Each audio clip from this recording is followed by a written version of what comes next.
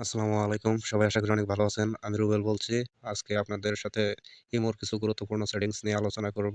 আপনার অ্যাকাউন্টটি সচল আছে কিনা কিংবা কেউ হ্যাক করছে কিনা এবং কিভাবে সিকিউরিটি ম্যানেজ করবেন সেই সমস্ত বিষয়ে আজকে আলোচনা করব। আসলে বাংলাদেশের সবাই বর্তমানে ইমো ব্যবহার করে কিন্তু অনেকেই এই সেটিংস গুলো জানে না। তাদের জন্যই আজকের এই ভিডিওটি শেষ পর্যন্ত দেখবেন। তাহলে আশা করি সবকিছু ক্লিয়ার বুঝতে পারবেন। চলুন তাহলে কথা না বাড়িয়ে এখন ভিডিওটি শুরু করি। প্রথমেই চলে যাবেন মেনুতে, এরপরে আপনারা ইমোতে চলে যাবেন। এই দেখতে পাচ্ছেন ইমোটি ওপেন হওয়ার পর আপনারা বাম পাশে উপরে গোল একটা আইকন দেখতে পারবেন। এখানে ক্লিক করে দেওয়ার পর নিচে সেটিং আইকন দেখতে পারবেন। এখানে ক্লিক করে দিবেন। এখানে আসার পর আপনারা দেখতে পারবেন ম্যানেজ ডিভাইস লেখা একটি অপশন আছে। তো এই অপশনটিতে ক্লিক করার পর আপনারা এরকম একটি ইন্টারফেস দেখতে পারবেন।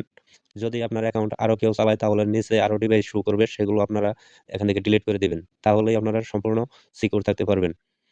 আর উপরে দেখা গেছে অ্যাকাউন্ট সিকিউরিটি নামের একটি অপশন দেখা যাচ্ছে। এখানে ক্লিক করলে আপনারা অনেকগুলো অপশন দেখতে পারবেন। এখানে পাসকোড লক নামের একটা উপরে অপশন দেখা যাচ্ছে। এটা আপনারা চালু করে দিলে আপনার অ্যাকাউন্টে লগইন করার সময় এই পাসকোডটি আপনার দিলে লগইন হবে। তাই এখানে একটি অবশ্যই পাসকোড ক্রিয়েট করে নিবেন। আমি এখনকার মতো 1 2 3 4 দিয়ে চালু করে নিতেছি। এটা দেখতে পাচ্ছেন সাকসেসফুল। পাসকোড বসানো হয়ে গেলে আপনারা লগইন প্রোটেকশন নামের নিচে আরেকটি অপশন পাবেন। এটা আপনার বেসিক প্রোটেকশনটাই অন করে দিবেন। দেন ওকে করে দিবেন।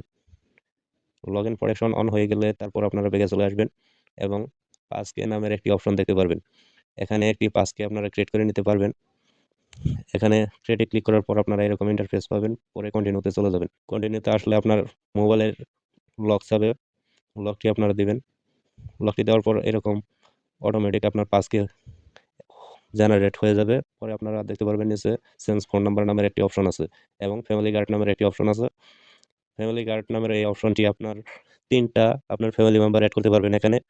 যদি আপনার অ্যাকাউন্ট কেউ হ্যাক করতে চায় কিংবা কেউ অ্যাক্সেস নিয়ে ফেলে তাহলে আপনার এই ফ্যামিলি মেম্বারের কাছে নোটিফিকেশন চলে যাবে এবং আপনি পুনরায় আবার ইমো অ্যাকাউন্টটি রিকভার করতে পারবেন। এইভাবে সেটিংস করলে আপনারা ইমোতে 100% সুরক্ষিত থাকতে পারবেন। আশা করি আপনারা বুঝতে পারছেন কিভাবে এই সেটিংসগুলো করবেন এবং ম্যানেজ ডিভাইসের ভিতরে যদি কোনো অপরিচিত ডিভাইস পান তাহলে সেগুলো রিমুভ করে দিবেন। আজকের ভিডিও এ পর্যন্তই। আশা করি আপনাদের ভিডিওটি ভালো লেগেছে। এরকম আরো ভিডিও পেতে আমাদের পেজটি ফলো দিয়ে পাশে থাকবেন এবং লাইক কমেন্ট করে আপনার মতামত জানাবেন। সবাইকে অসংখ্য ধন্যবাদ। আসসালামু আলাইকুম।